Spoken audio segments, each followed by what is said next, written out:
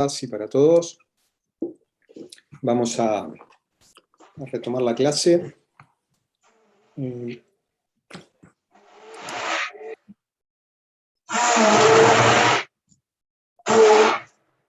Bien, ¿se acuerdan que bueno, la clase pasada habíamos retomado el análisis del concepto de renta bruta? Bien. Habíamos visto, a mí el profesor Toñasolo me había comentado cuáles eran las láminas que se había salteado, y bueno, y empecé a repasar desde ahí. Habíamos visto el concepto de diferencias de cambio como renta bruta, habíamos hecho especial énfasis en que las diferencias de cambio, cuando obedecen a una deuda por venta de bienes o de servicios, ocurren a partir de la tradición de los bienes. Eso era una diferencia importante que teníamos con la idea contable de la diferencia de cambio. Entonces, desde esa perspectiva, digamos, por ejemplo, rubros como adelantos de clientes no se revalúan por diferencias de cambio, no generan diferencias de cambio en el ámbito del IRAE. Y después habíamos estado viendo 3 casos particulares de diferencias de cambio entre el contribuyente del IRAE con 3 sujetos específicos particulares. El primer caso que vimos fue las diferencias de cambio entre establecimiento permanente y casa matriz, que dijimos que todas las operaciones de carácter financiero no eran admitidos en el ámbito del IRAE, lo cual implicaba un tratamiento particular para este tipo de operaciones. Después el otro tipo de situación que habíamos visto, de diferencia de cambio particular, era el caso de la diferencia de cambio de las sociedades personales con sus respectivos socios, que acá dijimos que sí, que en este caso no había ninguna particularidad, por lo tanto todos los resultados, incluidas las diferencias de cambio, por cualquier concepto. Entonces aquí las diferencias de cambio, que si un socio no es relevante, no importa. Luego habíamos estado viendo, por último, el tercer caso que les decía, fue el caso de las diferencias de cambio que se generan entre una empresa unipersonal y el titular de la misma. En este caso, a diferencia de lo que ocurre entre sociedad y socio, que la norma tributaria las considera entidades autónomas a la sociedad con el socio, en el caso de la empresa unipersonal y su titular, es todo lo contrario. Aquí se consideran que son la misma persona, es que en realidad son la misma persona, y por lo tanto no se admite computar diferencias de cambio entre empresa unipersonal y titular de la empresa. Eso quiere decir que si se generase algún resultado, si desde el punto de vista de la contabilidad reconoce algún resultado entre el titular de la empresa y la empresa unipersonal, nosotros cuando hacemos la declaración jurada, ese resultado obviamente que va a estar en el resultado contable, si la contabilidad lo reconoció, ¿no?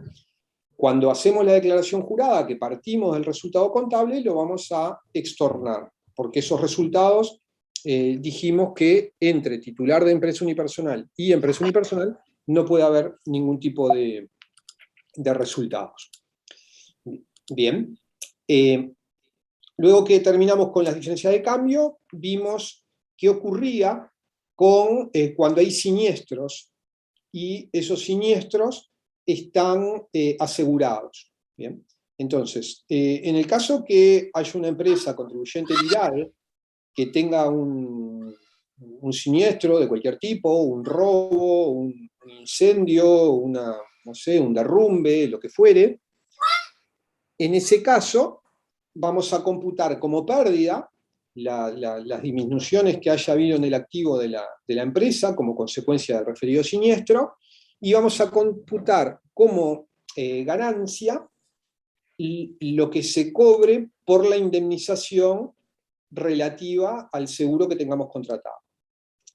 Naturalmente que anterior al siniestro si la empresa está asegurada, lo que tiene que haber ocurrido es que la empresa estuvo pagando una póliza, es decir, el costo del seguro. Eso, obviamente, que también va a ser un gasto admitido, siempre y cuando lo que se esté asegurando sean los bienes con que la empresa genera rentas gravadas. ¿Bien?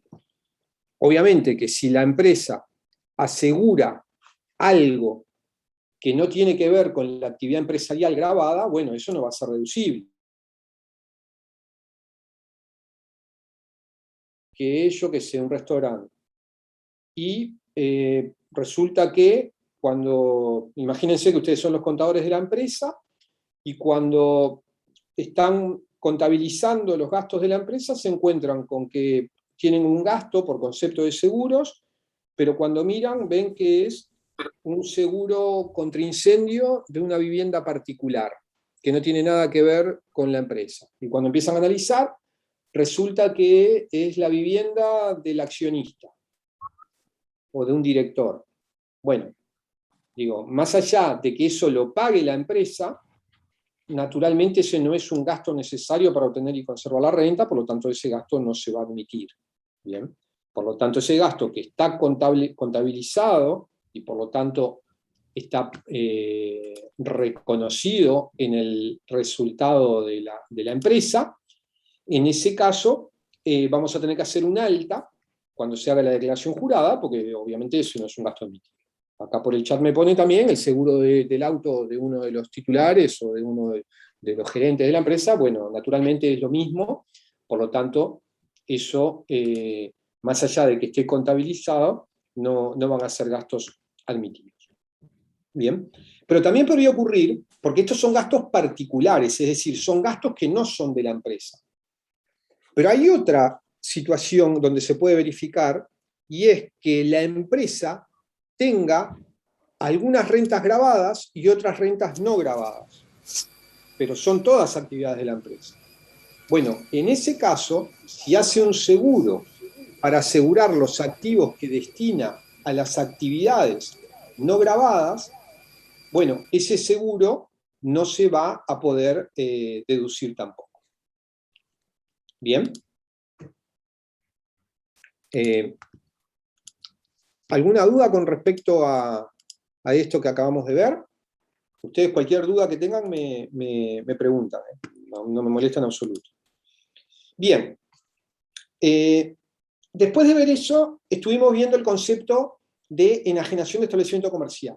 Dijimos que la enajenación de establecimiento comercial tiene un tratamiento particular, perdón que esto se me va solo, pero aquí, tiene un tratamiento particular, y es que cuando se hace una enajenación de establecimiento comercial, en primer lugar, la empresa que enajena el establecimiento naturalmente tiene una renta bruta que va a estar grabada, y la renta bruta va a estar pautada por la diferencia entre el precio de venta del establecimiento y el valor de los bienes y obligaciones transferidas.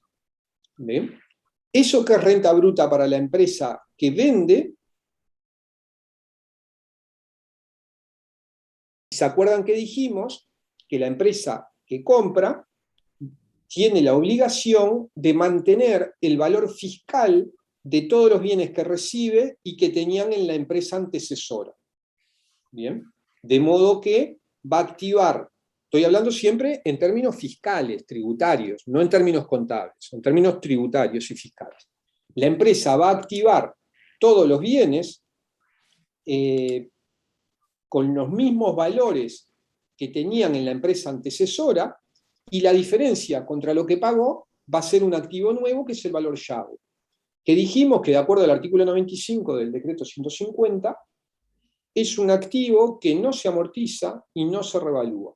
Queda ahí en el activo congelado, digamos, en pesos, en valores históricos. Bien. Entonces, si el precio de venta del establecimiento comercial es mayor que el valor neto de lo que se está transfiriendo, siempre a valores fiscales, obviamente, eso va a ser una llave para el que compra y va a ser ganancia para el que vende.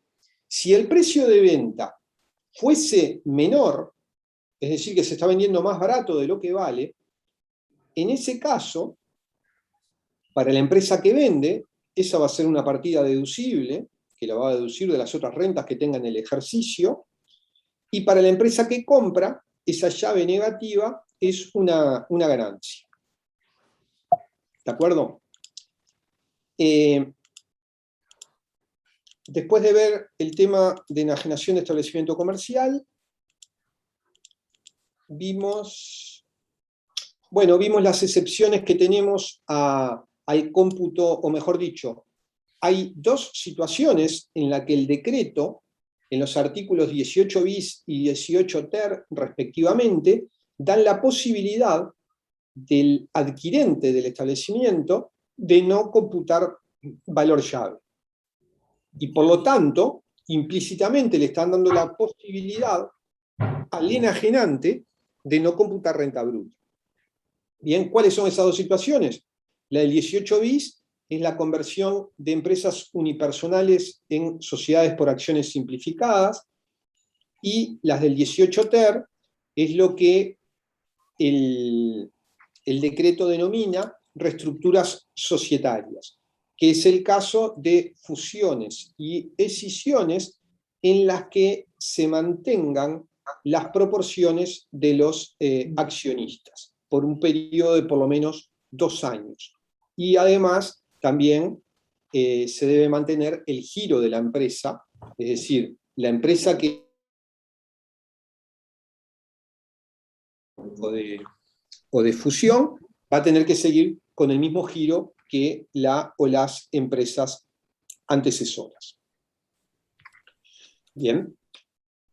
Una pastilla que me tomé ayer. Les pido por favor que no abran los micrófonos, porque si no nos distraemos todos. Bueno, lo otro que habíamos visto era el tema de la distribución de reservas fiscales. ¿Se acuerdan que dijimos que existe un mecanismo que se llama exoneración por inversiones, que está previsto en el artículo 53 del título 4, que establece que si la empresa realiza inversiones en determinados tipos de bienes, va a tener un beneficio fiscal, va a poder reducir su renta neta fiscal? Bien, uno de los requisitos que exige ese beneficio es que la empresa, por el importe que reduzca la renta, va a tener que establecer o va a tener que constituir una reserva, que se llama reserva por exoneración por inversiones, ley 15.903, y esa reserva, el único destino que puede tener es la capitalización. ¿Qué ocurre? Eso obviamente se verifica en un momento determinado de tiempo, la empresa va a hacer uso del beneficio, va a crear la reserva, y una vez que crea la reserva, y la reserva esta que crea es contable, tiene que crear una reserva en la contabilidad, una vez que crea esa reserva, asume el compromiso de que el único destino que le puede dar a la reserva es la capitalización. Ahora bien, si eventualmente en el futuro la empresa distribuye esa reserva, por el mecanismo que fuere, en ese caso se va a computar una renta en el momento en el que se haya hecho la referida distribución, violentando lo que establece la norma, ¿no? Bien, entonces, las únicas excepciones en las que se podría llegar a terminar distribuyendo eso sería porque se venda la empresa, porque se clausura, o que la distribución se haga en acciones, que en definitiva sería lo mismo que capitalizar. Bien. Y bueno, y por último, llegamos al punto donde habíamos dejado, que era el caso de los intereses fictos. Bien. Esto estaba previsto en el apartado I del artículo 17, y el caso de los intereses fictos pretende es que, o más que lo que pretende, la idea en la que se fundamenta esta disposición es que las empresas no hacen nada gratuito.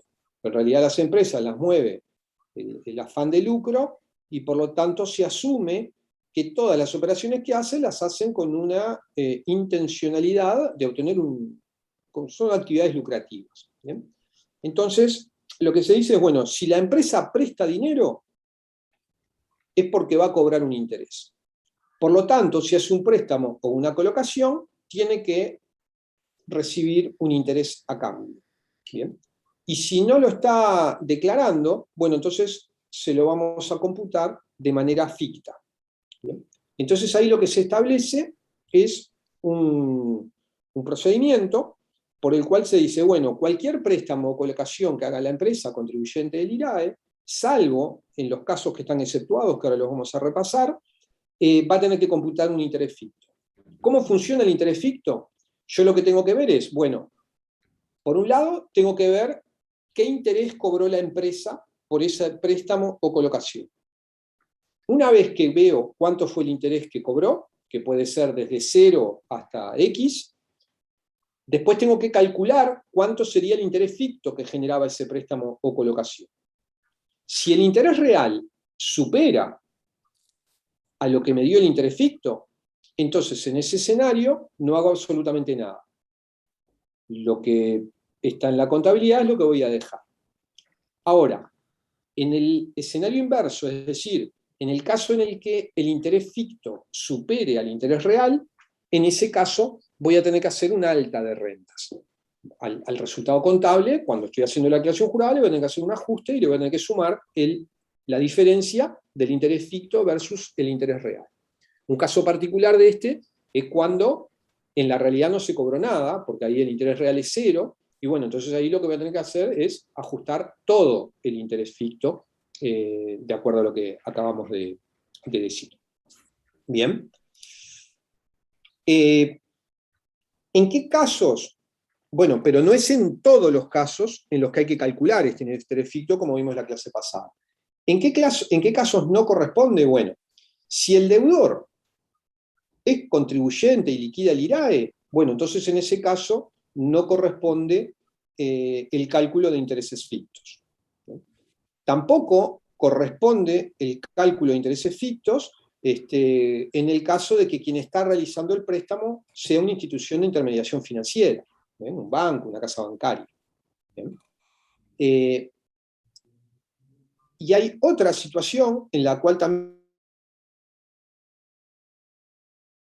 de intereses fictos, y es cuando la empresa le hace un préstamo a el personal dependiente o a los socios de la empresa.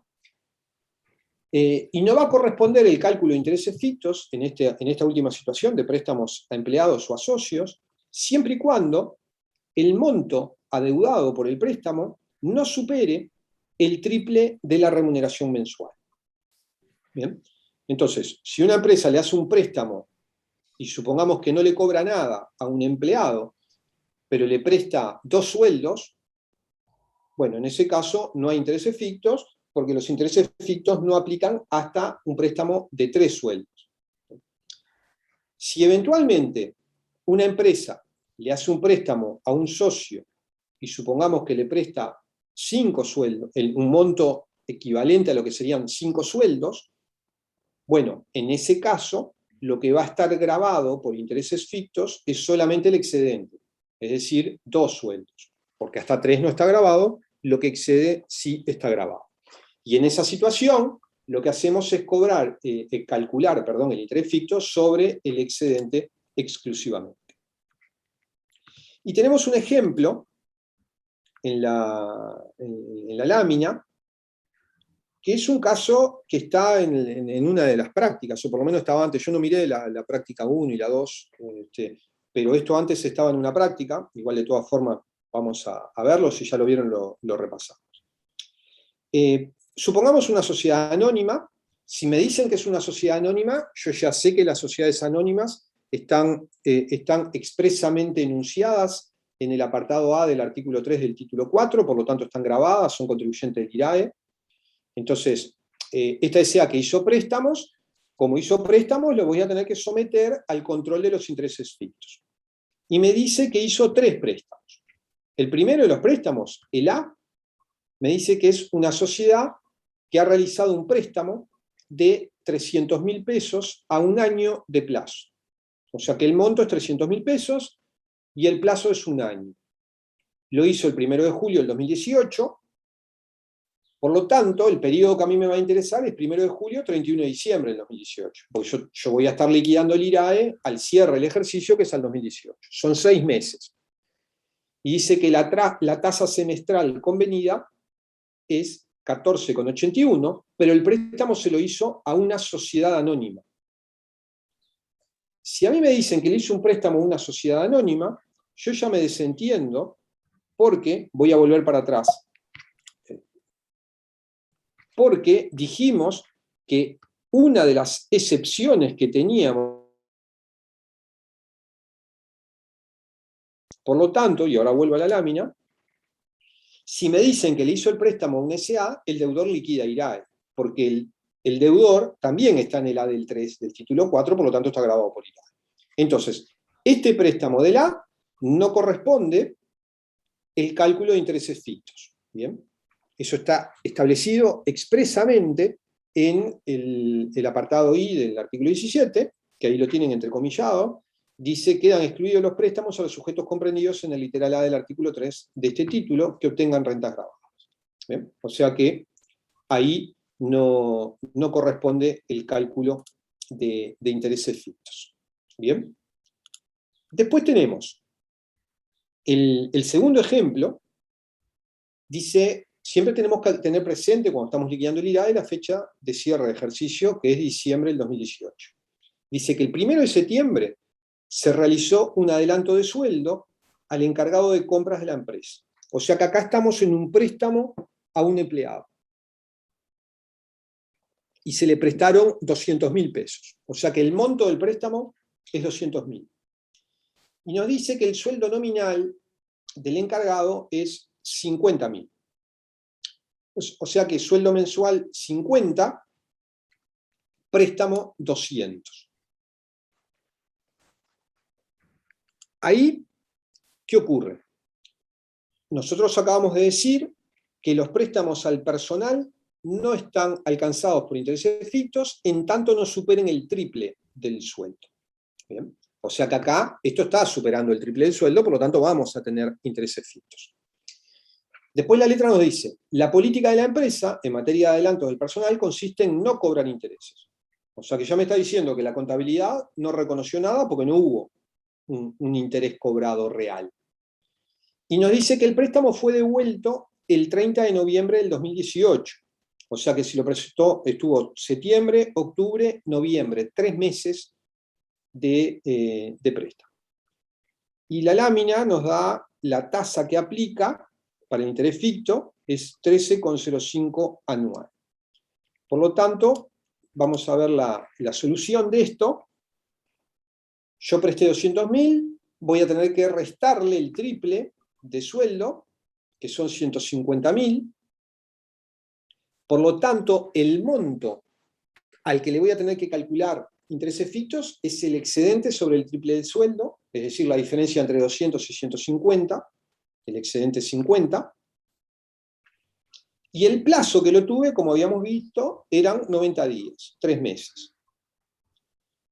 ¿Qué es lo que hacemos entonces? Bueno, tomamos el monto,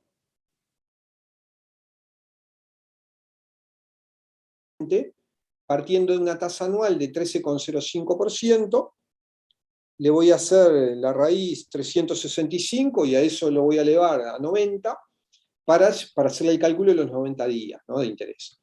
Y eso me estaría dando un interés ficto de 1.535 pesos. Bien. Vuelvo para atrás para leer la tercera situación.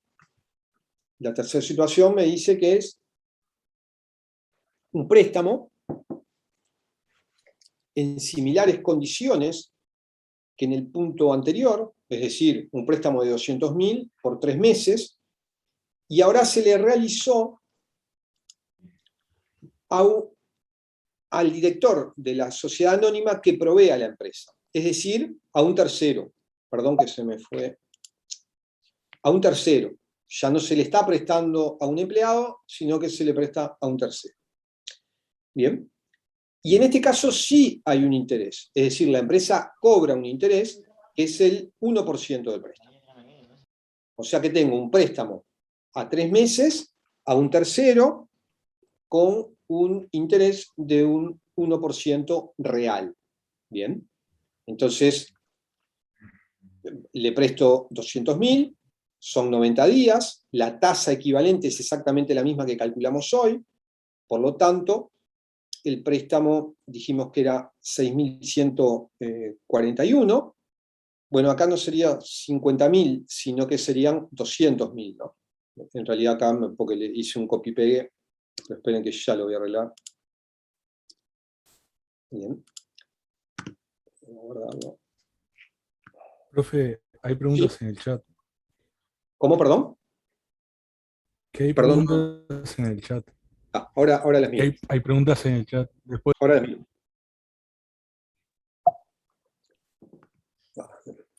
Bien.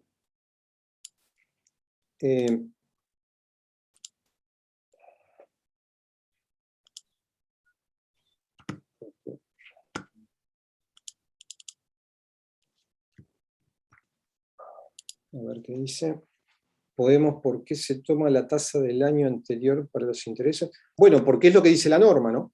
Fíjense la norma, me preguntan, perdón, yo la leí en voz baja y la respondo en voz alta. La pregunta es ¿por qué se toma la tasa de interés del año anterior? La tasa de interés que hay que tomar está prevista en el decreto reglamentario. Esto, así como dijimos, que la norma que fundamenta los intereses fictos es el literal I del artículo 17.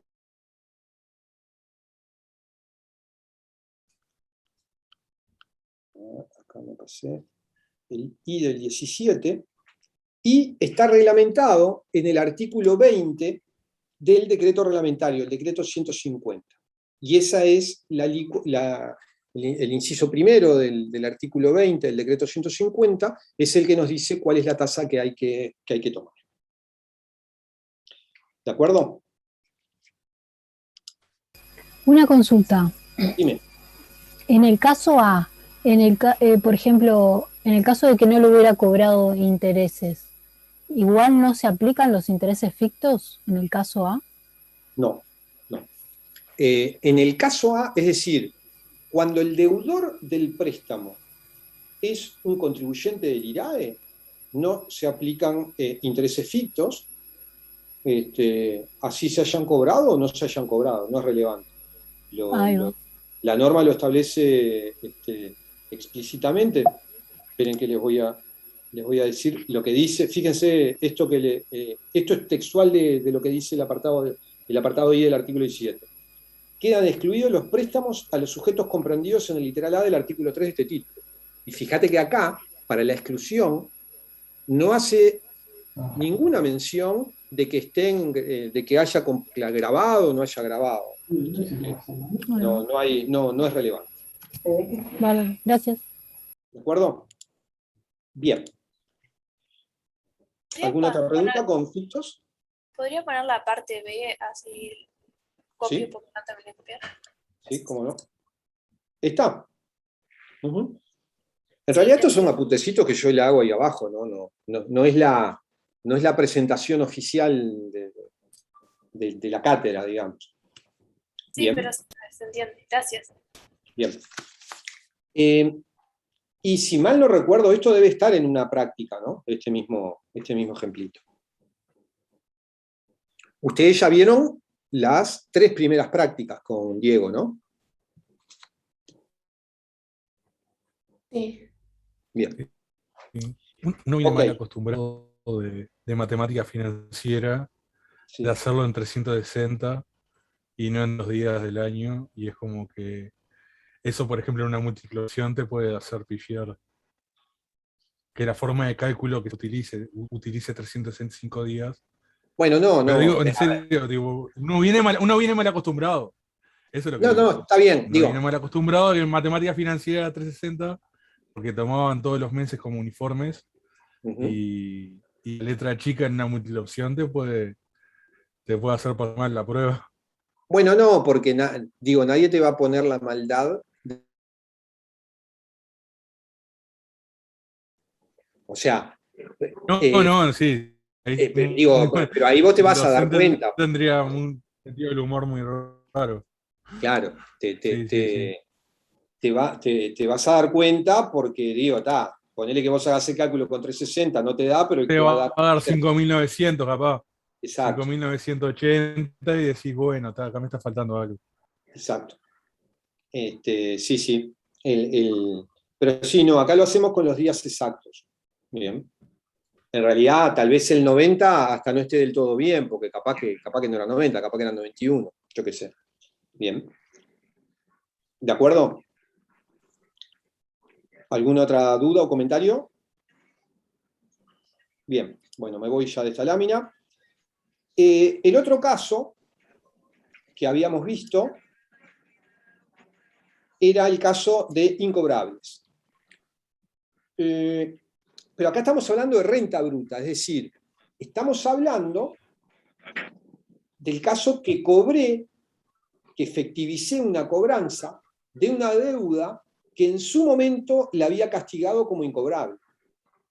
Para eso vieron que yo esto lo anoté yo acá. Tengan en cuenta que el apartado C del artículo 21 del título 4, esto es la ley, que está reglamentado en el 29 del decreto, me dice en qué casos una empresa puede mandar a pérdida un crédito incobrable. ¿Bien? Ahora, esto que estamos viendo ahora no es esta situación de cuándo la voy a mandar a pérdida. Es justamente una situación que ocurre con posterioridad en el tiempo y es en el caso en el cual eso que yo en algún momento consideré incobrable, le terminé cobrando. ¿Bien? Entonces, si viéramos esto en una línea de tiempo, supongamos que hoy el contribuyente del IRAE hace una venta común y corriente, a crédito. Hay un micrófono abierto.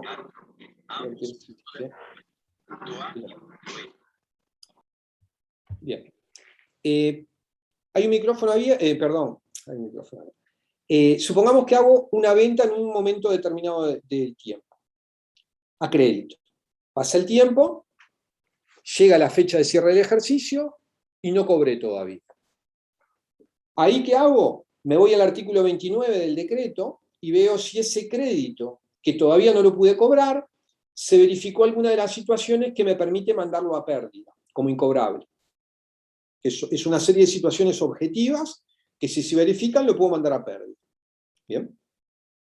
Si se verificó alguna de esas situaciones, lo voy a mandar a pérdida, a pesar de hacer un ajuste a la baja del resultado contable. Pero la situación que prevé este apartado J del artículo 17 es posterior aún en el tiempo. Imagínense, en el ejercicio siguiente o en el subsiguiente, un determinado día nos golpea la puerta y aparece ese deudor que yo lo había dado como incobrable y dice, te vengo a pagar la factura tal. Y nos paga. Bueno, en ese momento, lo que me dice el apartado J es que voy a tener que computar una renta bruta por lo que efectivamente cobré de ese crédito que en su momento había dado como incobrable. ¿De acuerdo? ¿Alguna duda o comentario con relación a esto? Ahora, después vamos a, cuando veamos renta neta, vamos a analizar este artículo 29 y vamos a ver cuáles son las situaciones para dar incobrable un crédito. Pero en principio hay una que es la más simple de verificar, y es que el mero transcurso de 18 meses sin cobrar desde el vencimiento del crédito. ¿Bien? Supónganse que vendo a crédito y transcurren 18 meses desde que vence el plazo para pagar y no se efectiviza el cobro, entonces perfectamente yo puedo mandar a pérdida ese crédito. Entonces, supongamos, la empresa hace una venta por 100 pesos, ¿bien? Entonces hace deudores por ventas, supongamos que no hay IVA, para hacerlo más simple. Deudores por venta, 100, ventas 100. Es decir, el resultado contable contiene una ganancia, o contempla, o incluye sería el término, incluye una ganancia de 100. Supongamos que durante el ejercicio fiscal que estoy liquidando el IRAE, se verifican los 18 meses y la empresa no pagó, el deudor no pagó. Bueno, al cierre del ejercicio, yo voy a poder hacer un castigo y voy a poder mandar a pérdida esos 100. Por lo tanto, si la empresa no contabilizó nada en la contabilidad, le voy a dar una baja al resultado contable de 100. Pero puede haber ocurrido que la empresa haga previsiones. Por ejemplo, es bastante común que hagan previsiones, qué sé yo, como un porcentaje del rubro. Bueno, ahí habrá que ver qué es lo que hizo la empresa y qué castigos hizo la previsión, pero en definitiva lo que vamos a tener que comparar siempre es que en el resultado fiscal, es decir, por lo que yo 100, y tengo que comparar con lo que hizo la contabilidad. Si en la contabilidad se castigó más, voy a tener que dar una alta. Y si en la contabilidad se castigó menos, voy a tener que dar una baja a lo que sería, digamos, el resultado, esa transición que hacemos desde el resultado contable hacia el resultado fiscal. ¿De acuerdo? Bien. Bueno, otra hipótesis que está especialmente prevista como renta bruta es el caso de las rentas derivadas de derechos sobre deportistas. Bien. Esta es una hipótesis que fue incorporada en el caso del IRAE con la reforma tributaria. Es decir, esta hipótesis no estaba prevista como renta bruta en el impuesto anterior, en el IRIC. Esto fue incluido a partir del 1 de julio del año 2007, y así como seguramente vieron con Diego, cuando analizaron el aspecto espacial del impuesto, que había una cláusula específica que establecía que se reputan de fuente uruguaya estas rentas cuando refieren a deportistas que están federados o que pertenecen a clubes que estén en alguna asociación o federación de carácter nacional. Todas las rentas vinculadas con los derechos vinculados a esos deportistas, así como se reputan de fuente uruguaya, acá lo que nos dicen es que se reputan o se considera que la renta que se genera es renta bruta. Esto seguramente se los debe haber explicado Diego, pero en realidad, en mi opinión, si la norma no lo dijera, sería exactamente igual. Aquí lo que se hizo fue simplemente una aclaración, porque hubo un caso muy sonado por muchos millones de dólares, un litigio que tuvo la administración con un contribuyente en particular, donde increíblemente lo que se discutía en esa situación era si en la ocasión estábamos en presencia de renta de fuente uruguaya o no. Es decir, un caso hipotético sería, imagínense, vamos a poner, qué sé yo, a ver, alguno de los jugadores más valiosos que tenemos hoy en Uruguay, yo qué sé, Facundo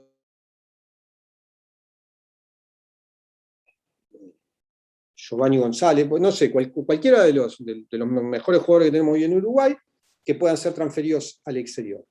Imagínense que tenemos un contratista que genera una renta porque coloca a esos jugadores en el exterior.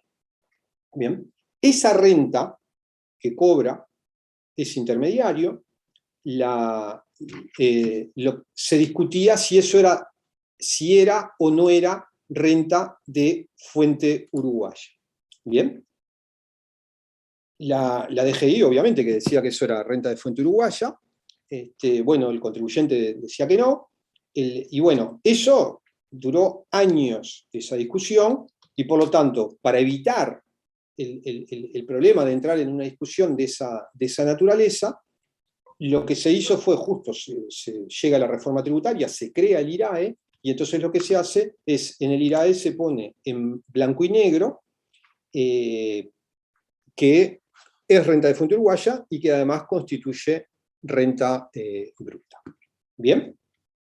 Entonces, porque más de uno de ustedes podrá decir, pero ¿y por qué estamos poniendo esto acá y no lo estamos diciendo cuando el intermediario, en lugar de estar intermediando con derechos de deportistas, yo qué sé, está, no sé, vendiendo carne para un frigorífico en no sé dónde?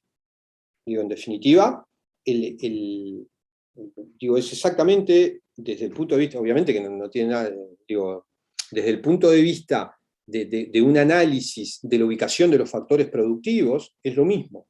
Es exactamente lo mismo, una situación u otra. Pero esta, curiosamente, bueno, el fútbol en nuestro país es un caso muy peculiar, bueno, fue necesario decirlo en blanco y negro en la norma. Por eso, de ahí a que tengamos en el ámbito del IRAE, y cuando vayan el año que viene a cursar Tributaria 2, van a ver que en el ámbito del IRPF ocurre lo mismo, y en el ámbito del IRNR también ocurre lo mismo. Es decir, en los tres impuestos que gravan las rentas, los tres grandes impuestos que gravan las rentas en nuestro país, en los tres tenemos explícitamente dicho que se trata de rentas de fuente uruguaya y que son rentas alcanzadas por el impuesto. Bien. Además, acá también hubo otro problema en el medio, y fue que Uruguay tenía un régimen especial para lo que se denominaba los pases puente, y en esos casos prácticamente no grababa nada. Y eso hacía que muchos contratistas del exterior, o algunos de acá también, sobre todo argentinos y brasileños, y algunos chilenos también, los hacían pasar como que los compraba y los vendía un club uruguayo, pero esos jugadores jamás jugaban en Uruguay. Y por lo tanto, también eso nos generaba muy mala reputación a nivel internacional, y por lo tanto lo que se dijo es no, si vos fichaste al jugador, yo qué sé, en Fénix, bueno, entonces el día que se vende, la renta 100% de fuente uruguaya. ¿Bien? Entonces, de ese modo se terminó con esa práctica de los pases puente, y quedó un poco más saneada la situación. Bien, pero bueno, nada, con respecto a esto de los deportistas, simplemente comentarles un poco el contexto de por qué está esto en la norma, porque a más de uno le puede llamar la atención, porque en realidad es una actividad como cualquier otra, y sin embargo la tenemos aquí y en otros casos no está explícita. Bien.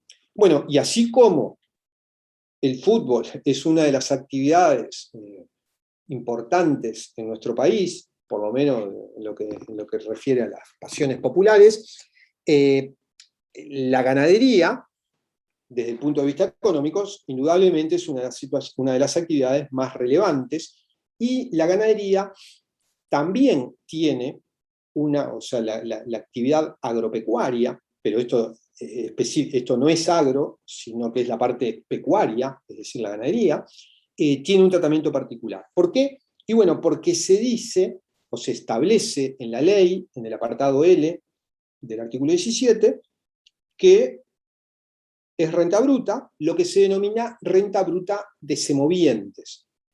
Y se establece una fórmula diferente para hacer el cálculo de la renta bruta de semovientes que la fórmula que le aplicamos para calcular la renta bruta a cualquier otro bien de cambio que venda un contribuyente del IRA. ¿Por qué? Y bueno, porque la fórmula con la cual calculamos la renta bruta de semovientes es la que tenemos ahí en la pantalla, que si nosotros la miramos inicialmente decimos, bueno, pero es igual que la de los bienes de cambio, porque en definitiva es la fórmula de cómo se determina un resultado, lo que tenemos entre paréntesis es la fórmula del costo de ventas, y bueno, ventas menos costo de ventas es la renta bruta. Sí, es verdad. Pero, si vemos los subíndices que tenemos en la fórmula, ahí radica la diferencia con lo que hacemos a nivel de cualquier otro bien de cambio. ¿Por qué? Y bueno, porque imaginemos que somos, no sé, una ferretería. Bueno, si somos una ferretería, la renta menos, lo que está en el paréntesis, existencia inicial más compra menos existencia final, pero la diferencia es que la evaluación de la existencia inicial la vamos a tener a valores del inicio. Vamos a tener existencia inicial a valor inicial, más compras a valor histórico, menos la existencia final.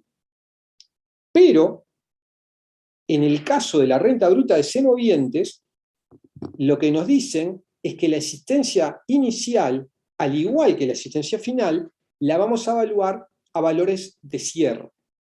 Es decir, hay una suerte de reevaluación de las existencias iniciales. Entonces, cuando nosotros calculamos la renta bruta de semovientes, nosotros vamos a tener, vamos a hacer algún casito, vamos a ver que a mí me van a decir, bueno, las existencias del establecimiento agropecuario al inicio eran tantas vaquillonas, tantos terneros, tantas terneras, bla, bla, me van a dar un listado del ganado que tenía la empresa al inicio, y me van a dar un listado al cierre.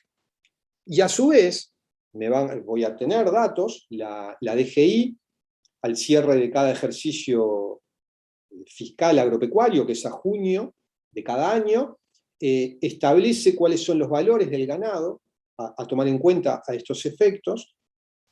Y bueno, ahí uno de los errores que a veces se cometen en las revisiones y en los exámenes, es que cuando hacen este cálculo, a las existencias iniciales le aplican los valores al inicio.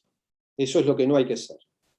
A las existencias iniciales hay que aplicarles, como figura acá en pantalla, los valores de cierre, al igual que a las existencias finales. Tomando en cuenta ese detalle, la renta bruta de semovientes es muy simple de determinar. Bien. ¿Alguna duda o comentario?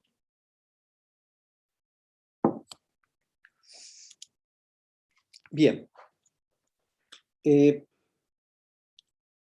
Otro caso que está especialmente regulado en nuestra ley, es el apartado M del artículo 17, es el caso de los resultados de instrumentos financieros derivados. Bien. Acá, esto es algo que es de relativamente reciente aparición, tiene 3, 4 años nomás, esto en nuestras normas, y el caso de los instrumentos financieros derivados,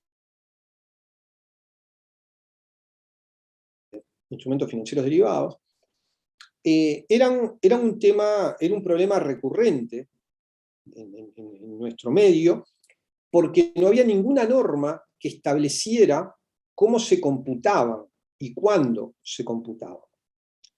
Y bueno, y era un problema, porque estos son negocios que cada vez van incrementando más y más su importancia relativa en el mundo, sobre todo en determinado tipo de negocios, y bueno, y esto generaba mucha incertidumbre a las empresas, porque las empresas no sabían cómo tratar esto. Y de hecho, todas hacían cosas diferentes. ¿Bien?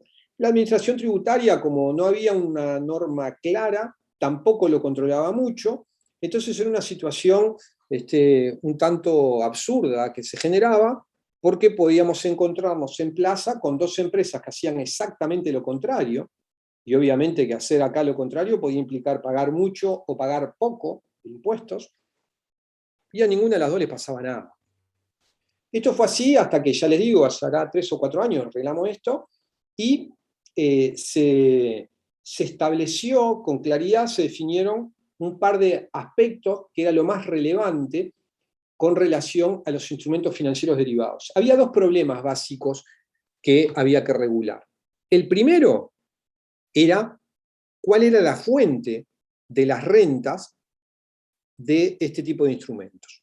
¿Por qué era relevante esto? Bueno, porque como ustedes saben, si la renta es de fuente uruguaya está grabado, si la renta no es de fuente uruguaya, no está grabado. Bien. Esto se resolvió de una manera relativamente simple, y lo que se dijo básicamente es que se asocia la renta a la residencia de quien la está percibiendo. Por lo tanto, si quien percibe la renta es residente uruguayo, entonces la renta es de fuente uruguaya. Si quien percibe la renta es un no residente, entonces la renta es de fuente extranjera. Desde esa perspectiva se aclaró dónde se genera la renta. El otro punto que había para resolver era cuándo se genera la renta. Y ahí lo que la disyuntiva era si íbamos a ir reconociendo un devengamiento continuo, y por lo tanto a fecha de cierre había que ver qué se había devengado o generado en el periodo, o si se iba a ir un criterio de realización, más sobre lo percibido. Y bueno, y se optó por esto último. Por lo tanto, en el caso de los instrumentos financieros derivados, el lugar, desde el punto de vista espacial, digamos, es en el domicilio de residencia, es decir, si quien percibe la renta es residente, la renta de fuente uruguaya. Por el contrario, rentas percibidas por no residentes van a ser de fuente extranjera, y las vamos a considerar generadas en el momento en que se realice. Bien.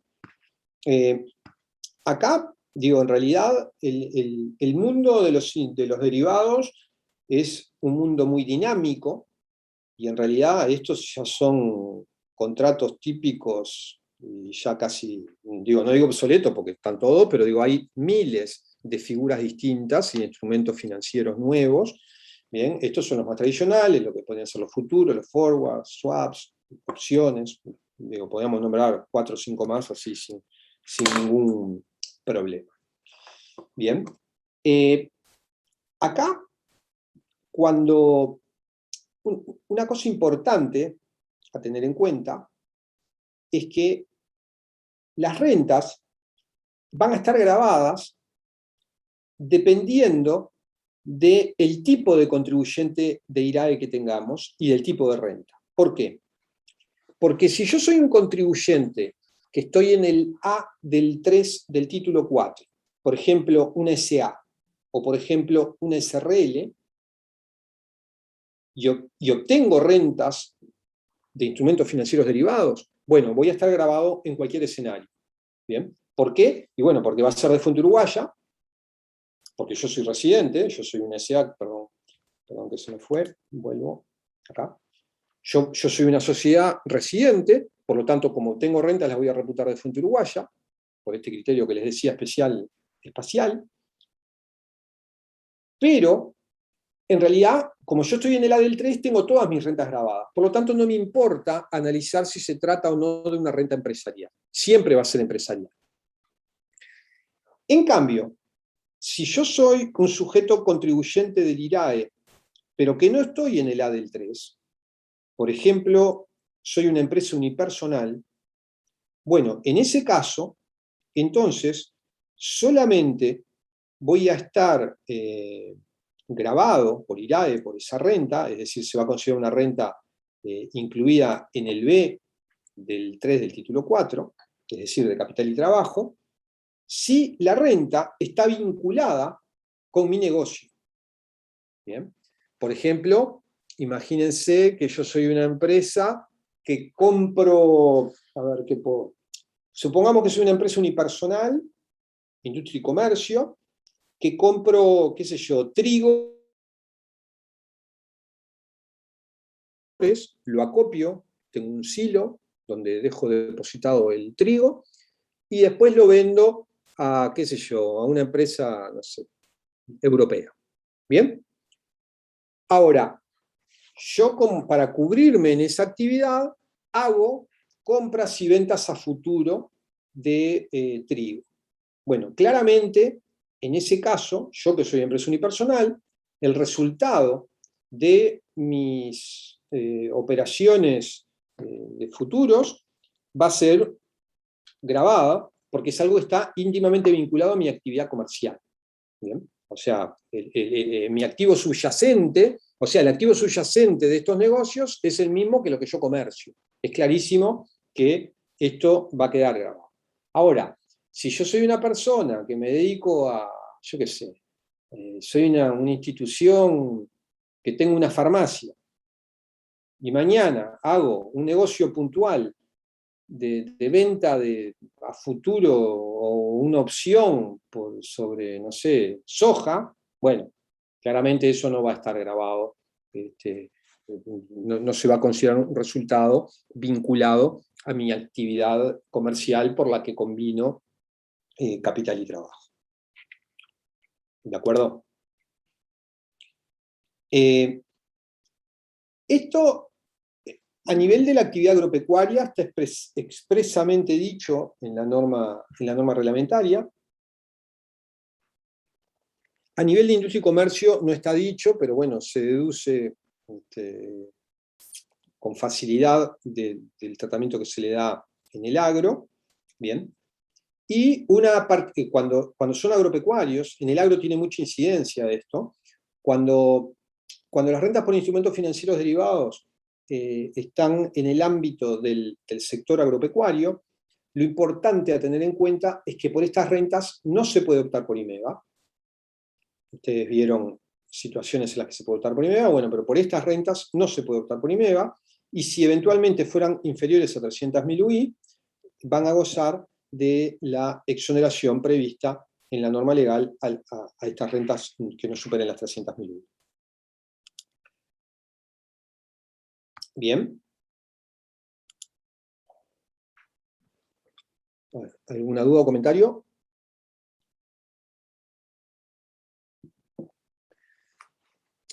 Ok. Bueno, entonces, a ver, recapitulando. Nosotros el concepto de renta bruta dijimos que está expresado en términos conceptuales y generales en el artículo 16. Después vimos de supuestos o hipótesis de casos de renta bruta, que se consideran renta bruta, que van del apartado A al apartado M, y después vamos a ver que tenemos dos artículos más vinculados a la renta bruta, que son el artículo 17 bis, que trae un caso muy específico que lo vamos a ver ahora, y el artículo 18, que trae situaciones de excepciones a la renta bruta. Entonces, en esta lógica que venimos siguiendo, una vez que agotamos todos los ejemplos de renta bruta del 17, pasamos a analizar el 17 bis. El 17 bis es un artículo también de relativamente reciente incorporación al texto ordenado, y trata una situación muy puntual, muy específica, pero que fue necesario en su momento incluirlo. Les voy a comentar de qué se trata. ¿Qué es lo que dice el 17 bis? Bueno, refiere a la renta bruta que se genera por la transmisión de bienes que pudieran haber sido adquiridos a sociedades de baja o nula tributación, que cuando nos vendieron esos bienes estaban exoneradas. ¿Esto a qué refiere? Bueno, esto hace cuestión de unos 3, 4 años, más o menos, hubo una ley que se denominó Ley de Transparencia Fiscal, que lo que pretendió fue desestimular la utilización de sociedades de baja o nula tributación en nuestro país. Estas sociedades, las jurisdicciones de donde provienen estas sociedades son popularmente conocidas como paraísos fiscales.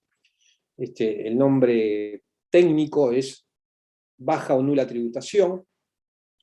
Entonces lo que hizo la norma aquella, que creo que si mal no recuerdo era, bueno, no sé, no me acuerdo, me acuerdo que terminaba 948, pero no me acuerdo el número con exactitud. Aquella ley, la ley de transparencia fiscal, lo que dijo fue, bueno, muy bien, si hay alguien que tiene sociedades de este tipo, por ejemplo, en aquel entonces, yo qué sé, Panamá estaba en esa lista de jurisdicciones de baja o nula tributación. Hoy no está más, pero en aquel entonces estaba. Entonces, por ejemplo, si alguien tiene un bien en una sociedad de baja o nula tributación, vamos a permitirle que venda ese bien, por ejemplo, a un contribuyente del IRAE, y vamos a exonerarlo de impuesto a esa venta a efectos de que la haga, ¿bien? Y se salga de esa sociedad de baja o nula tributación. Que, por ejemplo, tenía, qué sé yo, un inmueble en Punta del Este. Entonces teníamos un inmueble en Punta del Este que era propiedad de una sociedad panameña. Entonces, ¿qué se le dijo ahí? Se le dijo, bueno, mira, como yo a partir de ahora le voy a subir todos los impuestos a las sociedades de baja o nula tributación, te voy a permitir, te voy a dar un periodo de 6 meses o hasta fin de año para que lo vendas. Y esa venta, si quien compra el bien no es a su vez un paraíso fiscal, te la voy a exonerar de impuestos. Entonces, imagínense, una sociedad tenía un bien que lo compró en 1 millón, lo vende en 3 millones exonerado. Bien. La sociedad anónima, cuando lo compra exonerado. Esta norma, que vamos a analizar a partir de ahora, el 17 bis, lo que trata es qué hace esta sociedad el día que venda el inmueble. Vamos a suponer que lo vende a 10.000. ¿Qué es lo que me dice el 17 bis? El 17 bis lo que me dice es, bueno, muy bien, cuando este contribuyente del IRAE venda ese bien que se lo compró a este paraíso fiscal y este paraíso cuando lo vendió exento al amparo de la ley de transparencia fiscal, bueno, en este caso, lo que vamos a decir es que la SA no va a tomar como costo 3 millones, que es el costo que figura en los papeles, sino que va a tomar como costo el costo que tuvo el paraíso cuando lo compró, la sociedad de baja o nula tributación. Bien, ¿eso por qué? Y bueno, porque imagínense, si la venta que hace la sociedad Bond estaba exonerada, le daba lo mismo poner que vale 3, que vale 5 o que vale 40, porque no pagaba impuestos, por lo tanto le pueden poner, no hay una oposición de intereses. Además, el 99% de estos casos, el que vendía y el que compraba era la misma persona.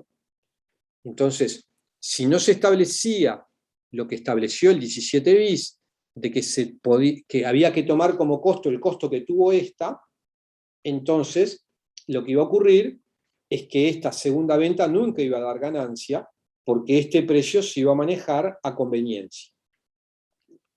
¿Se entiende, no? Entonces, lo que establece el 17 bis, es una situación muy puntual. Tal vez nunca se crucen con un caso de estos en su vida, pero bueno, está bueno que lo sepan que existe.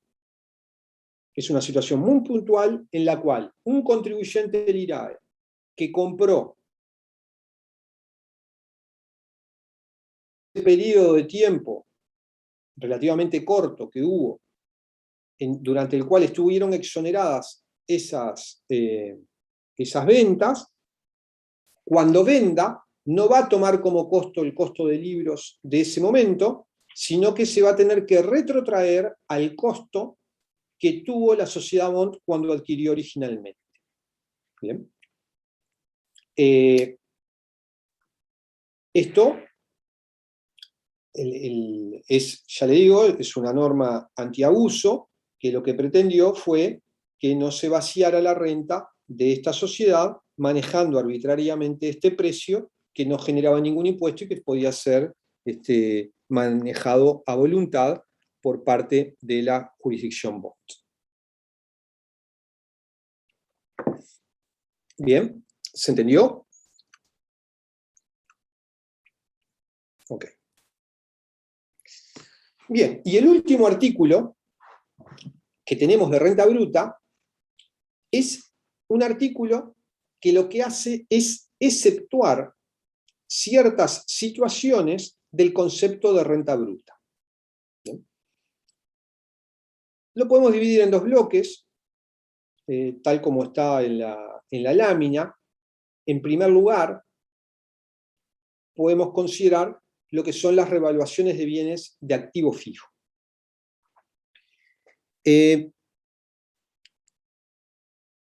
Cuando hablamos de artículo, vuelvo para atrás, cuando hablamos de artículo 18, 17 bis, 17, 16, recuerden, siempre estamos hablando de artículos de la ley, estamos hablando de artículos del texto ordenado del título 4.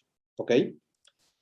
Entonces decíamos, las revaluaciones de activo fijo, la ley, en el artículo 18, me dice que se exceptúan del concepto de renta bruta. Ahora, yo les pregunto, ¿por qué la norma exceptúa esto del concepto de renta bruta? Y me refiero, es que si este artículo 18 no existiera, ¿esto sería renta bruta? Esa es la pregunta.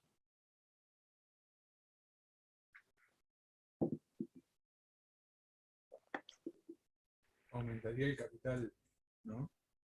¿Perdón? Que aumentaría el capital. Tenía el micrófono arriba. No, que la reserva esa sería una cuenta de capital. Aumentaría el capital de la empresa. Bueno, no, el capital no, O ¿no? sería Porque una regularizadora. O sería una regularizadora de activos.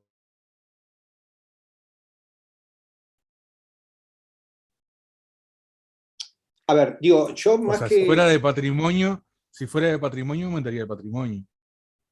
Entonces, Sin dudas. porque estarías más grabado. A eso me refiero. Sin dudas. Si es una regularizadora, no sé, capaz que estaría regularizando activo fijo. De acuerdo, Entonces, lo pero... que quisieron es, pero supongo que lo que quisieron hacer es ver la reserva como una ficción y decir, bueno, no agranda tanto el patrimonio. Tiene que Bien. ser grabado, pero tampoco tiene que ser tan grabado como la revaluación que tenés contable, valores contables. A ver. Así lo asocio. Capaz No, que está bien. Va por ahí, va no por se ahí. me entendió, pero... No, te entendí perfecto. Va por ahí.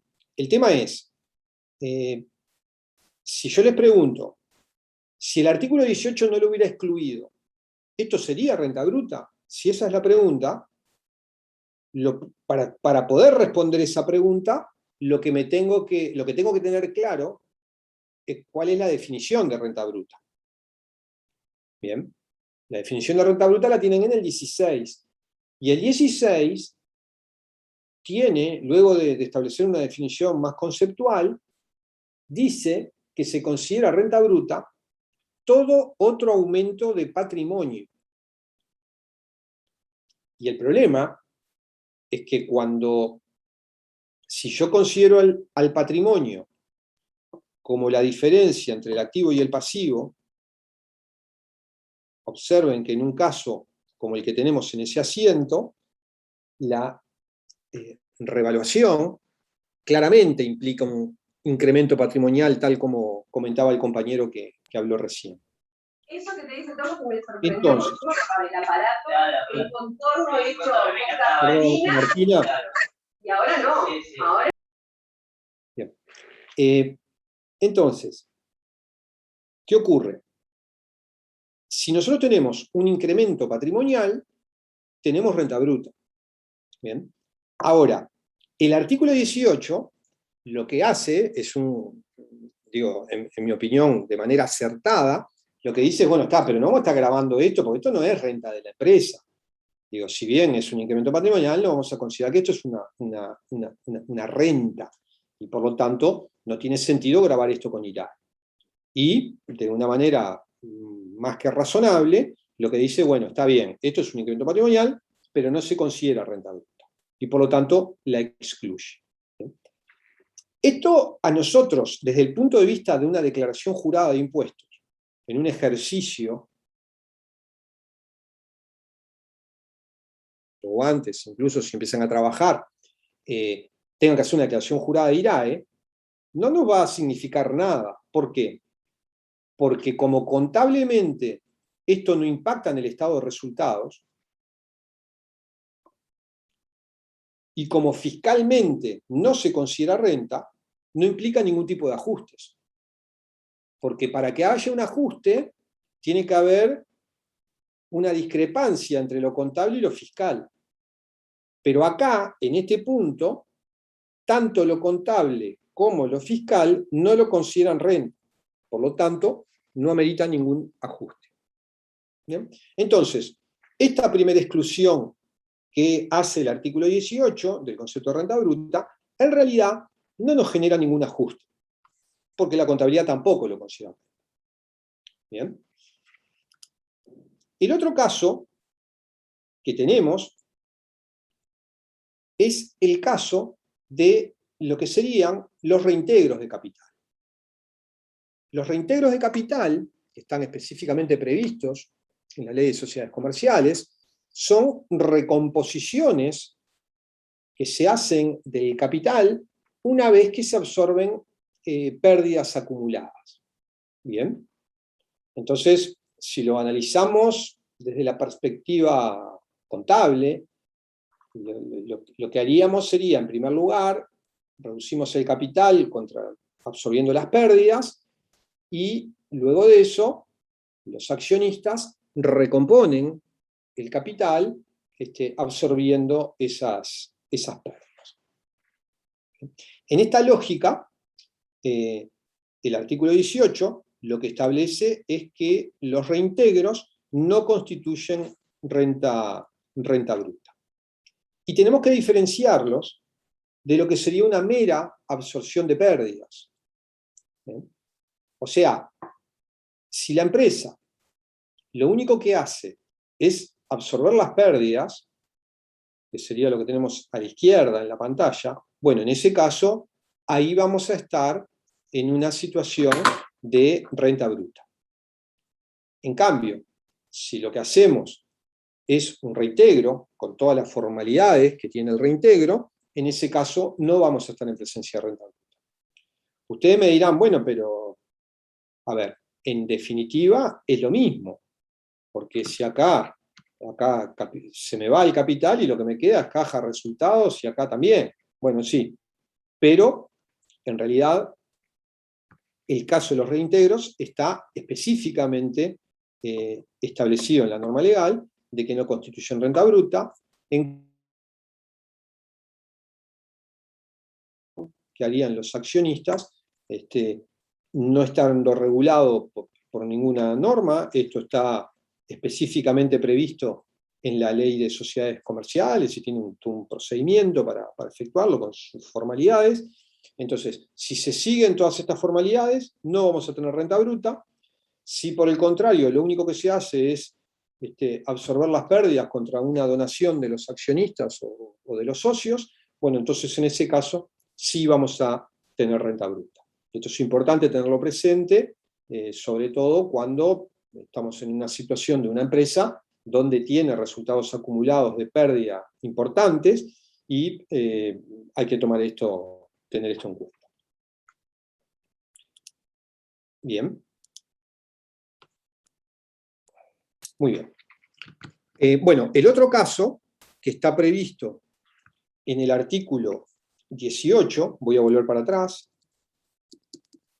aquí, es el caso de las integraciones de capital. Porque ya vimos las revaluaciones de bienes activos fijos, acabamos de verlo, vimos los reintegros. Otro caso que tenemos es el caso de las integraciones. En el caso de las integraciones, si lo queremos visualizar contablemente, estamos hablando del asiento que haríamos sería caja capital, por ejemplo. Claramente es un incremento patrimonial, estoy aumentando el activo y no estoy aumentando el pasivo, por lo tanto es un incremento patrimonial, entraría en la definición del artículo 16 de renta bruta, pero el artículo 18, por las dudas, me lo excluye. Es una exclusión totalmente compartible y sensata, porque en realidad no es una renta de la empresa, en absoluto, por lo tanto no tiene sentido de que esto se considere renta bruta. Observen que en ese caso, digamos, la empresa estaría incrementando su patrimonio cuando se hace una integración de capital, pero en ningún escenario sería una ganancia. Entonces, esto tampoco amerita ningún tipo de ajuste cuando hacemos la declaración jurada, porque en realidad la contabilidad no lo considera ganancia, porque yo hago caja capital, no pasa por el estado de resultados, y las normas fiscales tampoco lo consideran ganancia, por lo tanto esto implica un no ajuste. No hago absolutamente nada. Cuando hay una integración de capital, desde el punto de vista de la declaración jurada del IRAE, no hay ningún problema. Lo mismo ocurre cuando hay rescates de capital. Cuando hay rescates de capital, figura que ya vimos la clase pasada, ¿se acuerdan que de circulación y le paga a los accionistas por esa acción que le está retirando? Bueno, el rescate en sí no genera ningún tipo de resultado computable a los efectos del IRAE. Por lo tanto, no hay renta bruta en el caso de un rescate de capital. Esto dice el 18, pero tengan en cuenta lo que vimos la clase pasada, porque hay un caso particular en el cual el rescate sí genera renta bruta. ¿Cuándo sería el caso? Cuando el rescate se efectiviza mediante la adjudicación al accionista de un bien de la empresa. Es decir, si el rescate de capital implica decirle a un accionista, imagínense un accionista tiene una acción valor nominal 1000. Dame la acción y te pago los 1000. Bien, en ese caso, el rescate no implica ningún tipo de resultados para la empresa. ¿Bien? Contablemente yo haría capital a caja. ¿Bien? 0 resultado contable, 0 resultado fiscal por aplicación del artículo 18. El problema es que si la empresa, cuando le retira la acción de 1000, en lugar de darle 1000 en efectivo, lo que hace es entregarle un activo de la empresa, un activo fijo, que vale 1000, ahí tenemos un problema. Porque ahí le está adjudicando un bien al socio. Y cuando le adjudica un bien al socio, se acuerdan que el artículo 17 tipificaba eso como renta bruta. Y la renta bruta era igual a la diferencia del valor de mercado de ese bien menos el valor fiscal del bien. Entonces podría pasar, imagínense que lo que le doy a cambio de la acción es una computadora de la empresa. Podría pasar que cuando le rescato la acción al accionista, valor 1000, le entrego una computadora que tenía un valor nominal, un valor de mercado de 1000, por ejemplo, pero resulta que el valor fiscal de la computadora capaz que era 300. Entonces ahí voy a tener una renta bruta de 700. ¿Bien? Entonces yo siempre les digo a los alumnos que tengan cuidado con este artículo 18 cuando dice, cuando el artículo 18 dice que los rescates de capital no constituyen renta bruta, eso es así, pero eso es así siempre y cuando sean en efectivo. Porque si como consecuencia del rescate accionista, se le adjudica un bien, bueno, entonces en ese caso entra a jugar lo que establece el artículo anterior, el 17. Y el 17 me dice que si adjudico bienes a los socios, eso constituye renta bruta, y la renta bruta es la diferencia entre el valor de mercado y el valor fiscal de los bienes adjudicados. ¿De acuerdo? ¿Alguna duda o comentario?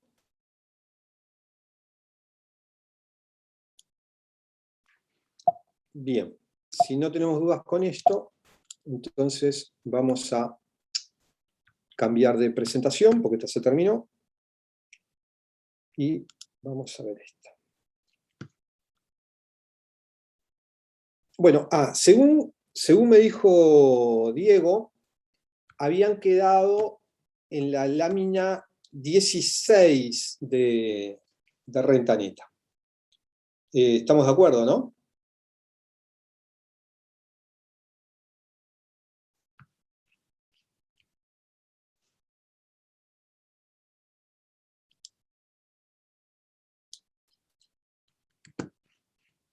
¿Sí?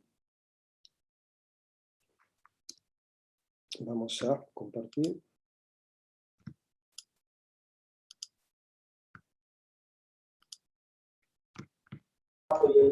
Sí, creo que sí. Bien. Bueno. Entonces, en lo que tiene que ver con la liquidación o con la determinación de la renta de una empresa, yo tengo primero la renta bruta, que es el valor de las ventas menos el costo de las mismas. Eso me da el resultado bruto, renta bruta. A esa renta bruta le empiezo a deducir los gastos necesarios para obtenerla y conservarla, y llego a la renta neta. Bien. El concepto de renta neta, que ustedes ya lo vieron con Diego, implica que a la renta bruta se le pueden deducir todos los gastos necesarios para obtener y conservar la renta. Bien, entonces ahí tenemos un primer filtro que se hace a los gastos, y es que para que un gasto sea deducible, tiene que estar vinculado, tiene que estar asociado a la obtención de rentas gravadas. Entonces, si yo tengo una sociedad, imaginemos que tengo un contribuyente del IRAE, a ver, qué sé yo, por ejemplo, una empresa que tiene... Una de ellas está exonerada del IRAE. ¿Por qué? Porque tienen una actividad que se encuentra comprendida en el artículo 52 del título 4 y exonerada. Por ejemplo, supongamos que vende software, hace software, y hay ciertos software que están exonerados. ¿Bien? Por lo tanto, imaginemos, tengo una sociedad anónima, entonces, que una de las actividades que tiene es producir software, desarrolla software. Y tiene otra actividad que no tiene nada que ver, que es, yo qué sé, no sé, una farmacia, por decir algo que no tenga absolutamente nada que ver. Entonces la empresa tiene dos actividades y genera dos rentas distintas. Cuando decimos que los gastos deducibles son del IRAE, son los gastos necesarios para obtener y conservar la renta, en realidad debemos decir para obtener y conservar la renta gravada. Es decir, yo voy a poder deducir todos los gastos necesarios para obtener y conservar la renta de la farmacia. No voy a poder deducir los gastos necesarios para obtener y conservar la renta de la producción del software, porque la producción del software en este caso está exenta. ¿Bien? Entonces, yo siempre que haga un gasto, voy a tener que tratar de identificar ese gasto, o más que identificar, voy a tener que tratar de asociar ese gasto a una renta y analizar si esa renta está gravada. Si esa renta está gravada, el gasto, en principio, sigue en carrera para poder ser deducido, después le voy a aplicar otros filtros para ver si finalmente lo puedo deducir, pero si no está asociado a una renta gravada, ya lo descarto de plano. Y ahí ocurre que hay muchos gastos que no se pueden asociar directamente a una renta u a otra. Imaginemos este caso que les estoy mencionando, de la empresa que tiene dos actividades, que produce software exento y que tiene una farmacia gravado. Resulta que esa empresa le paga todos los meses 100 pesos de honorarios al contador. Entonces, en esta lógica que le estoy diciendo, usted lo que tiene que decir, bueno, voy a asociar este gasto a una renta. Y cuando lleguen a asociar el gasto a la renta, se van a encontrar que no pueden asociar el gasto del contador a una de las dos rentas. porque el contador hace toda la contabilidad de la empresa. Si le viene una factura que está vinculada, o un comprobante que está vinculado a la actividad del software, él no puede decir, no, esto no lo toco porque yo solamente estoy vinculado a las rentas grabadas. Él va a contabilizar, él contabiliza todo. Entonces, de este modo, con este ejemplo tan sencillo, lo que pretendo mostrarles es que hay gastos que son indirectos. No los puedo hacer. Hay algunos criterios, que ustedes ya estuvieron viendo algunos, y conmigo van a ver algunos más, para poder asociar esos gastos a las rentas grabadas y a las rentas no grabadas. Entonces, primer cuestión que tiene que comprobar, requisito que tiene que verificar un gasto para ser deducible, es que esté asociado a la obtención de rentas grabadas. Segundo requisito, tiene que ser del ejercicio económico. Nosotros nos basamos en el criterio de lo devengado. Tiene que ser un gasto que esté asociado a las rentas devengadas en el ejercicio. ¿Bien? El tercer requisito que tenemos que verificar, que también ya algo hablamos en la clase pasada y ustedes lo vieron largamente con Diego, es el caso de que tenemos lo que se denomina la regla candado. Es decir, para que yo pueda deducir un gasto, la contraparte tiene que estar grabada.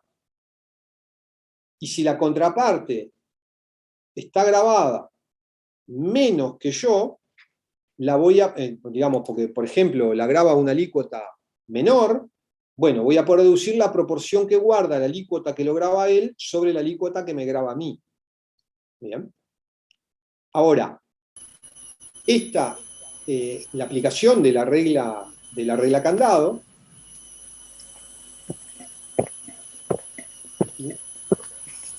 siento un ruido aquí. Perdón que me fui aquí. Esta aplicación de la regla candado tiene un conjunto de excepciones. ¿Bien? ¿Por qué? Y bueno, porque hay varios artículos en la ley que establecen excepciones a la aplicación de la regla candado. Y en esos artículos se encontraban con Diego cuando estaban viendo hasta esta lámina 16 de renta neta. ¿Bien? Entonces, el artículo 21 del título 4 es un artículo donde vamos a encontrar un conjunto de partidas que se van a permitir su deducción a pesar de que no cumplan con la regla candado. Entonces, un caso particular, que creo que era en el que estaban ustedes, cuando interrumpieron las clases con Diego, es el caso de los créditos incobrables. ¿Bien? Situación que justamente estuvimos hablando en la primera hora de la clase. ¿Se acuerdan que nosotros dijimos, mirando una línea de tiempo, yo vendo en el momento, yo qué sé, el 15 de agosto del año 2020, vendo a crédito. Llega el 31 de diciembre y todavía no cobré. Para saber si ese crédito es incobrable o no, me voy al artículo 21, que es el que me regula los créditos incobrables, en el apartado C, en el artículo 29 del decreto. Bien. Y ahí me establece una serie de supuestos, que son el auto declaratorio de la quiebra, o de la liquidación judicial o del concurso necesario, o una concesión de moratoria provisional en los concordatos preventivos, moratorios o en concursos voluntarios, o que haya habido un procesamiento del deudor por el delito de insolvencia fraudulenta, o que nos hayan pago con un cheque sin fondos y se hayan hecho la correspondiente denuncia penal y se le haya trabado embargo.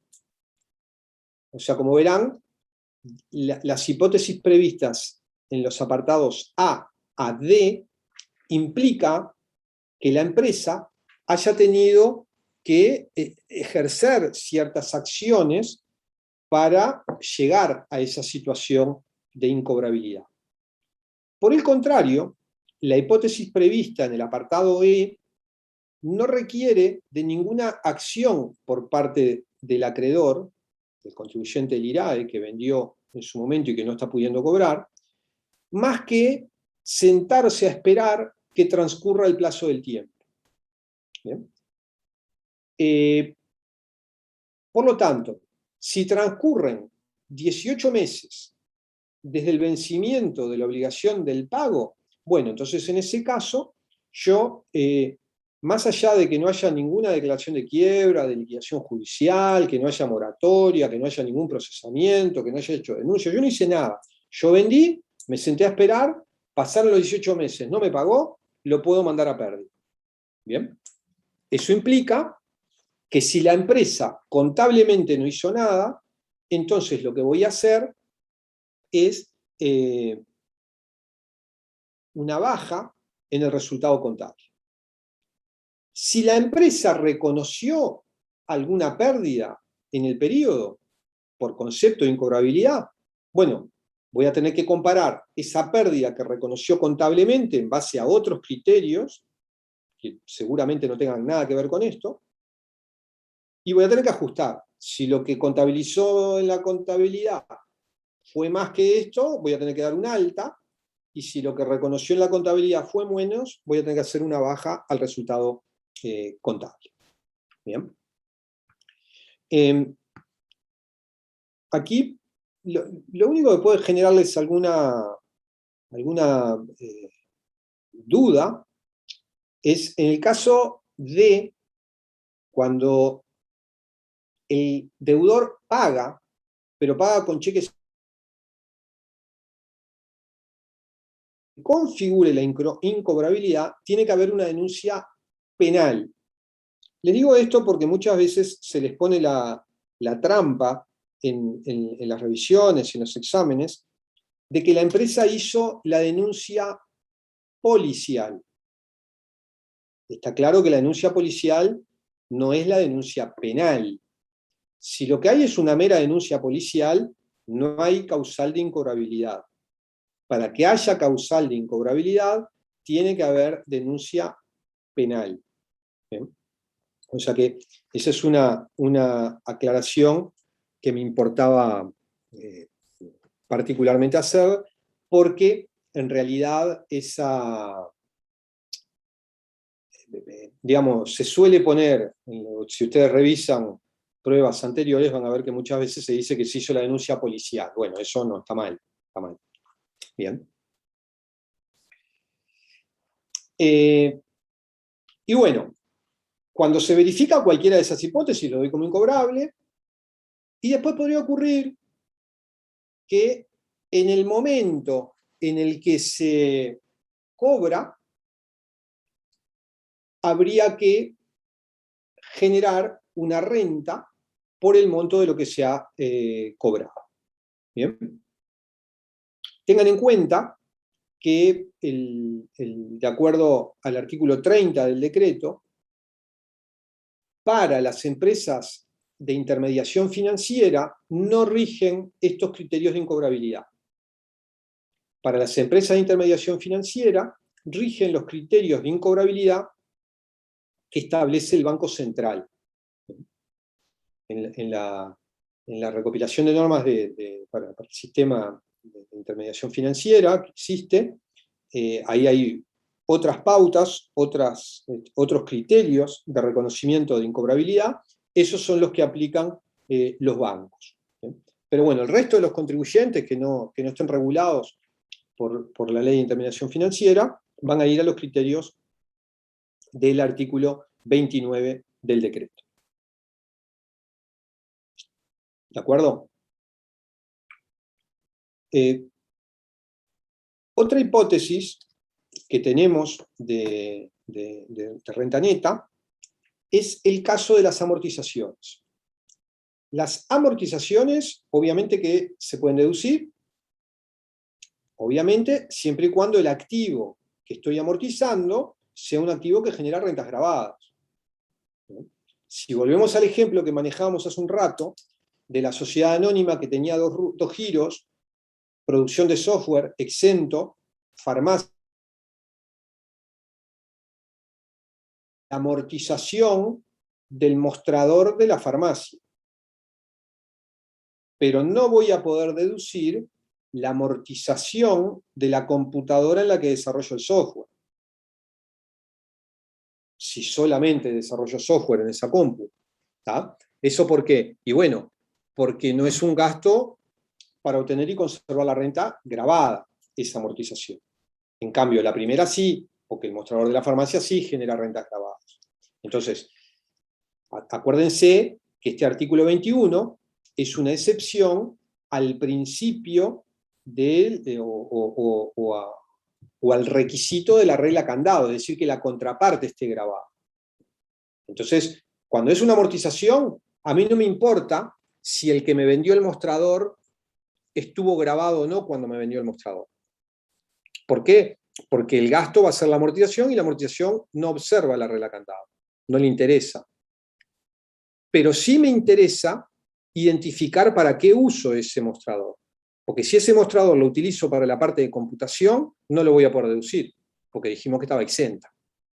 En cambio, si lo utilizo para la farmacia, sí lo voy a poder deducir, porque dijimos que esa actividad estaba grabada. Bien. Otra situación que está específicamente prevista en el apartado E ahora, son otras amortizaciones, es el caso de las amortizaciones de bienes incorporales. Bien. Las amortizaciones de bienes incorporales también no voy a estar tomando en cuenta estas consideraciones. El otro caso particular que tenemos es el caso previsto en el 94 bis del decreto, que es para los contratos de participación público-privada y para concesiones de obra pública. En ese caso, vamos a amortizar de acuerdo a la vida útil de la inversión, pero nunca en un plazo mayor al plazo del contrato, ¿no? Entonces, si la vida útil fuera mayor y el plazo es menor, bueno, entonces lo voy a llevar hasta el plazo del contrato. Estos plazos de amortización de estos bienes intangibles los tenemos presentes o están establecidos en los artículos 94 y 94 bis del decreto. Bien. Un tema interesante a tener en cuenta es vinculado a la amortización de software.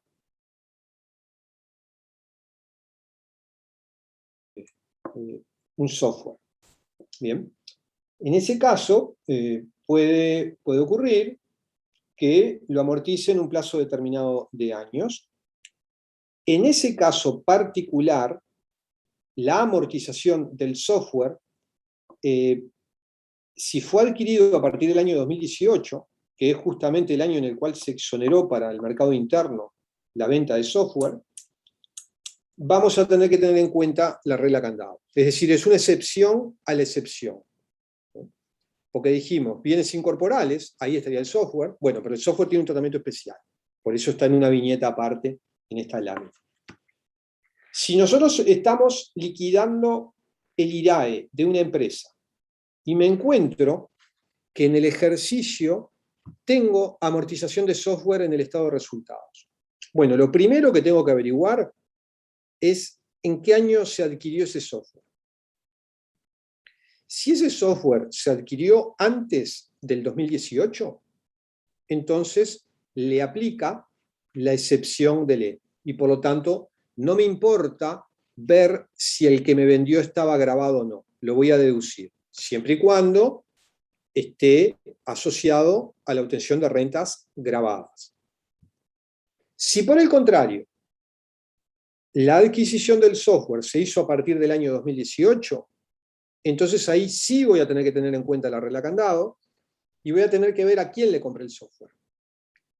Y si quien me vendió el software estuvo grabado, entonces no hay ningún inconveniente, voy a poder deducir el software, la amortización del software.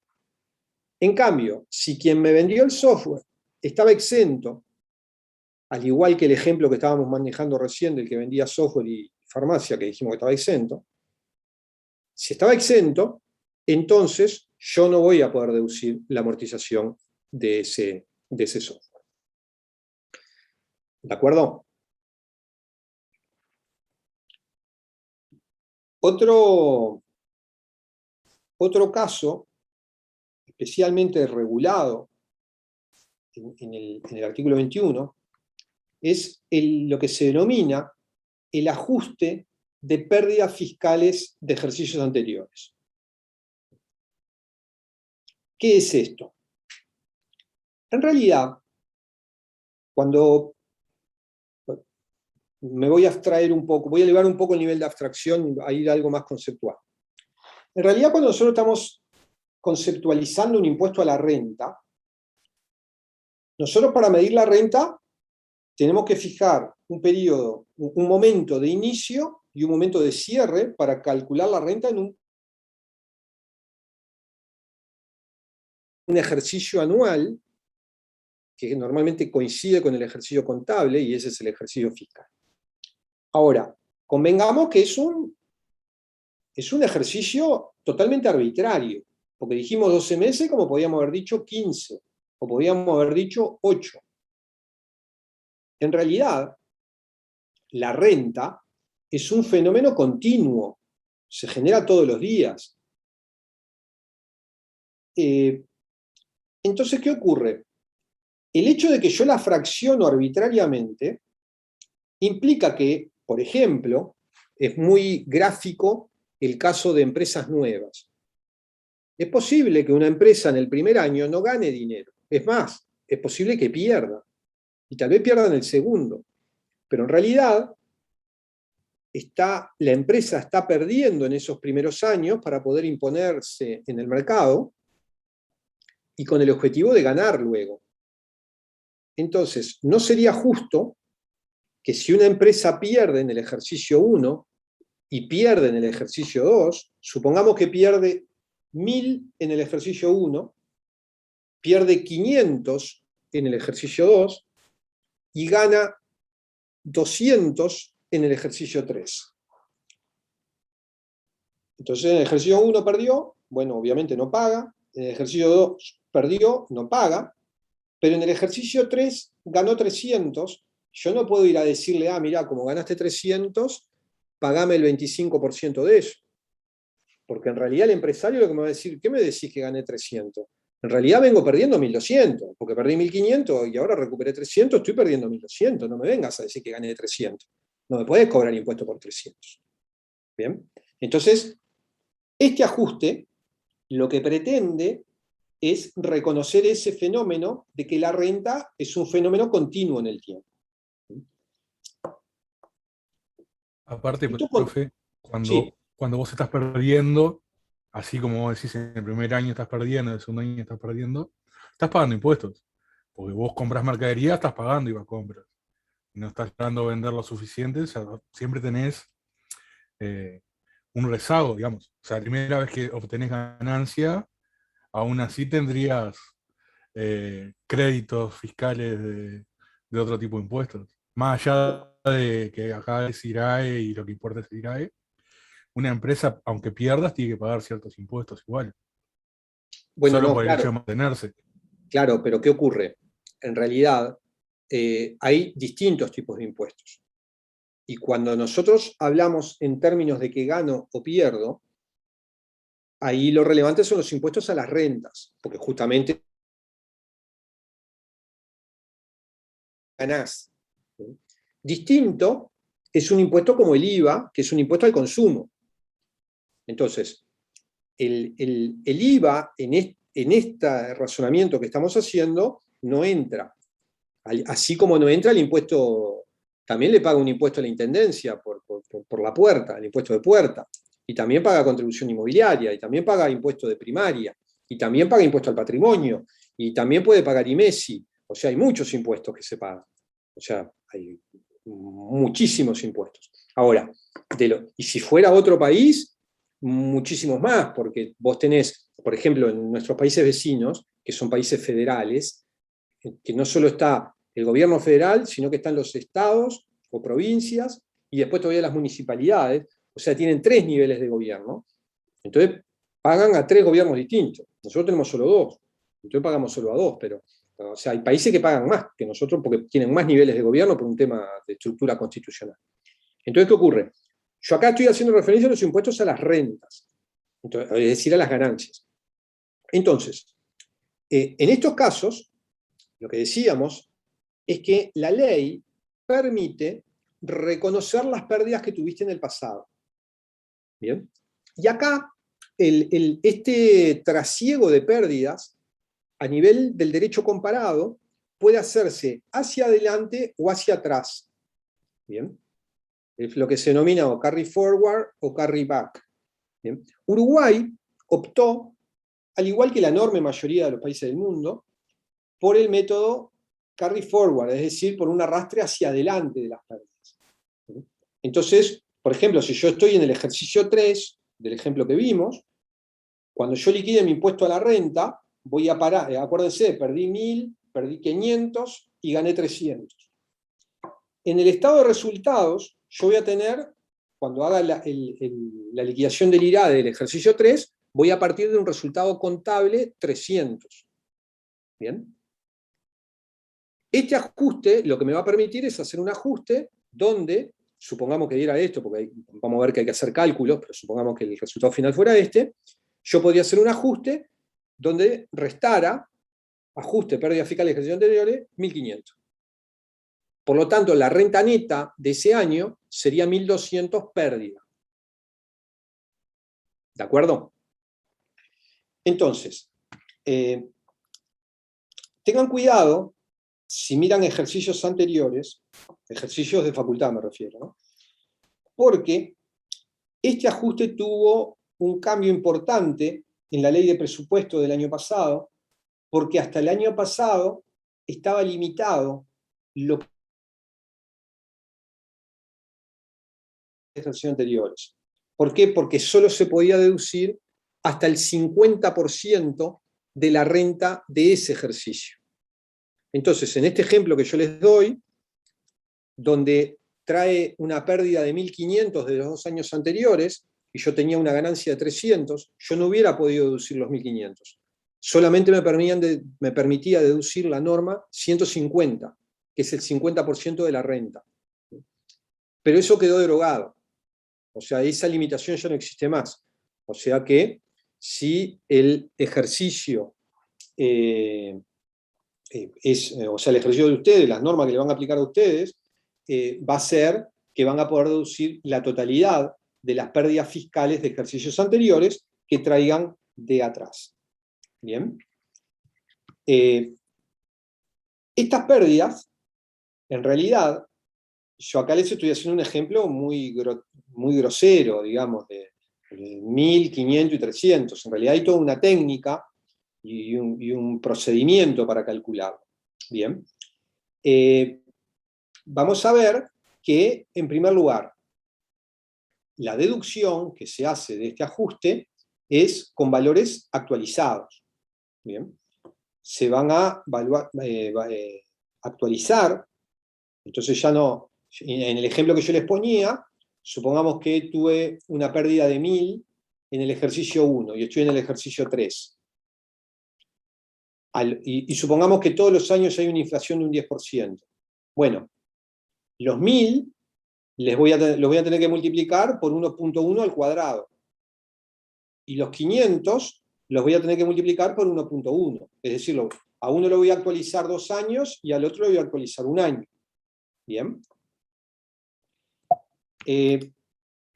Lo otro es que yo no puedo arrastrar pérdidas que tengan una antigüedad mayor a 5 años. Es decir, una vez que la pérdida cumple 5 años, caduca y no se puede seguir arrastrando para atrás. Entonces, fíjense que hay que tener en cuenta unas cuantas cosas para hacer este ajuste. Primero, el plazo de los 5 años. Segundo, que la tengo que actualizar. Y ocurre que en el medio hay ganancias. O sea, yo les puse un ejemplo muy simple, donde era pérdida, pérdida, ganancia. Pero a veces hay pérdida, ganancia, y es más complejo hacer el arrastre. Después cuando veamos en la práctica vamos a ver algún casito más complejo. Bien, sueldos fictos ya los vieron. no se acuerdan de algo me avisan. 21. Ah, no, 21, 23 me dijo que había que darlo. 21. Sueldos. Los sueldos, obviamente, son deducibles, pero tienen una serie de requisitos. Bien. En el caso del personal común, eso está regulado en el artículo 34. Obviamente que tienen que ser sueldos destinados a las actividades grabadas. Volviendo al ejemplo que veíamos hoy, si es el sueldo del tipo que atiende la farmacia, ese es deducible. Ahora, si es el sueldo del ingeniero que desarrolla el software que está exento, ese no es deducible, en primer lugar. En segundo lugar, tiene que ser un sueldo que yo pago por la prestación de un efectivo servicio. Si a mí me figura que le pago un sueldo a un señor que nadie lo conoce en la empresa, que nunca en su vida pisó la empresa, que nadie me logra explicar qué es lo que hace en la empresa, bueno, ese señor no, digo, por más que se le pague un sueldo, no es un sueldo deducible, porque no está asociado a la prestación de ningún servicio efectivo. Bien. En tercer lugar, para que el sueldo sea deducible, hay que efectuar los aportes jubilatorios que correspondan. Es decir, obviamente hay que pagar al BPS lo que corresponda pagarle al BPS. Dicho de otro modo, si es un sueldo que yo le pago en negro a un empleado sin realizar los aportes, obviamente ese sueldo no va a ser deducible. Pero podría ocurrir que fuera un sueldo que no le corresponda, por X motivo, por normas de la Seguridad Social, que no le corresponda aportar. Bueno, si no corresponde aportar, es deducible. O sea, acá, en los empleados comunes, en el personal común de la empresa, el requisito del aporte jubilatorio es si corresponde. Y esa es la diferencia que se tiene con el caso de los directores. Porque en los directores, el sueldo se admite, por ejemplo, un director de una sociedad anónima, el sueldo se admite deducir siempre y cuando tenga aporte. Porque si no corresponde efectuar aporte, entonces en el caso de los directores no se deduce. En el caso de un dependiente común, si no se aporta porque no corresponde, se puede deducir. Esa es la diferencia que tenemos entre directores y personal común. Del salario vacacional, es un buen ejemplo para visualizar esto, porque como ustedes saben, el salario vacacional no lleva aportes a la seguridad social. Por lo tanto, en el caso de un trabajador común, va a ser una partida deducible porque no se realiza aporte, pero porque no corresponde. Entonces, es deducible. Y en el caso de los directores, no correspondería a su deducibilidad porque no realiza aporte, pero la norma, el artículo 33, cuando lo lean, van a ver que específicamente, explícitamente, dice que el salario vacacional de un director es deducible. Entonces, la regla general para los directores es que se deducen las partidas por las que se efectúan aportes más el salario vacacional. ¿Bien? Y tampoco, o mejor dicho, también, en el caso de los directores, se va a poder deducir aquellos sueldos por los que no se efectúen aportes por haber superado el umbral o el límite de aportación a las AFAPs. ¿Bien? Ese es el esquema de tratamiento de lo que son las remuneraciones. Entonces, para que sea deducible un sueldo o una remuneración, estos son los requisitos de índole formal en lo que tiene que ver con la aportación, y en lo que tiene que ver con la regla candado, se aplica la regla candado, la contraparte tiene que estar grabada, pero salvo que esté exonerada por aplicación del mínimo no imponible. Bien, imagínense una persona que gana 50.000 pesos y supongamos un mínimo no imponible, pasó una cuenta redonda, qué sé yo, 30.000. Bueno, él tiene grabados 20, hay 30 que los tiene exentos por el mínimo no imponible, bueno, no importa.